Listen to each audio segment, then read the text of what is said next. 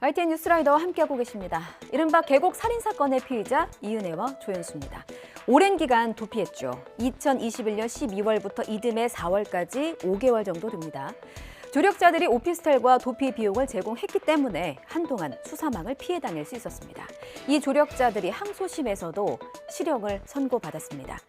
인천지방법원은 조력자 30대 남성 A씨와 B씨에게 원심과 똑같은 징역 2년과 징역 1년을 각각 선고했는데요.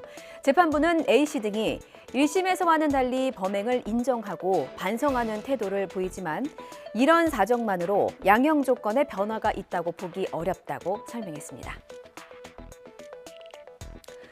또다시 젊은 군인의 극단적인 선택 소식을 전하게 됐습니다. 입대한 지 석 달이 채 되지 않은 새내기 20대 공군 일병입니다. 입대한 지 2달 만에 첫 휴가를 나왔고 복귀 당일이 됐지만 21살 정모 일병은 다시 군대로 돌아가지 못했습니다. 유가족들은 부대에서 괴롭힘을 당했다고 주장하고 있습니다. 막내라는 이유로 잠도 재우지 않고 밤새 강당에 찍힌 군화 자국을 청소하는 등 괴롭힘을 당했다고 합니다. 군 당국은 이 같은 주장은 사실이 아니라면서도 모든 가능성을 열어두고 조사하고 있다고 밝혔습니다. 김근우 기자입니다.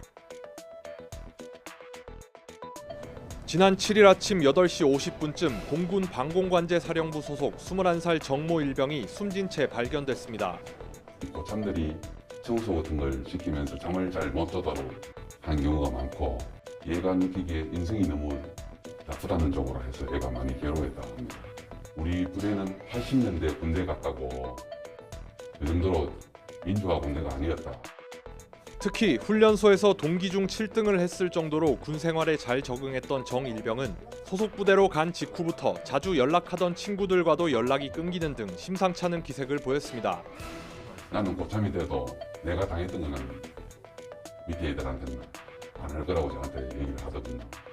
사실 국가가 필요해서 우리 아들을 빌려가는 거 아닙니까?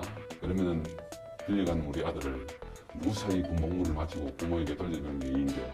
뒤늦은 명예회복이라도 할 수 있도록 철저한 진상규명을 요구하고 있습니다. 군 입대만 피할 수 있다면 못할 게 없었던 이들이 있습니다.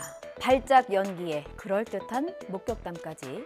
병역의 신으로 포장된 브로커들의 지도 아래 가짜 연규를 했고요. 그렇게 병역을 면탈한 42명이 적발됐습니다.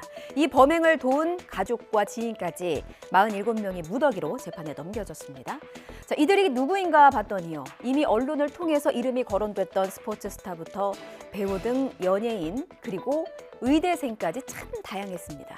뇌전증 진단 방식을 악용한 건데 아니 의대생이 뇌전증에 걸리면 앞으로 환자를 어떻게 봅니까? 황보혜경 기자입니다.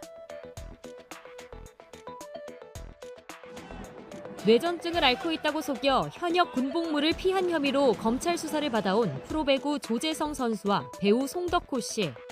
검찰 수사 결과 수원FC 소속 김승준 선수 등 프로축구 선수 2명을 비롯해 골프와 배드민턴, 승마, 육상, 조정에 이르기까지 운동선수 7명이 추가로 확인됐습니다. 시작은 병역 브로커가 만들어준 맞춤형 시나리오였습니다. 시나리오 주인공은 환자와 목격자. 피의자들이 뇌전증 환자인 척 갑자기 발작 증상을 연기하면 가족이나 지인이 119에 대신 신고한 뒤 발작을 목격했다고 진술해준 겁니다. 뇌전증은 뇌파 검사에서 이상이 없더라도 진단받을 수 있고 1, 2년 치료받은 내역이 있으면 현역 군복무를 피할 수 있다는 점을 악용했습니다. 이들이 병역 컨설팅 명목으로 브로커에게 낸 수수료만 모두 6억 3천여만 원. 검찰은 브로커들의 범죄 수익을 환수하고 서초구청 사회복무요원 병역 면탈 의혹 등 또 다른 병역 비리 사건도 수사할 방침입니다.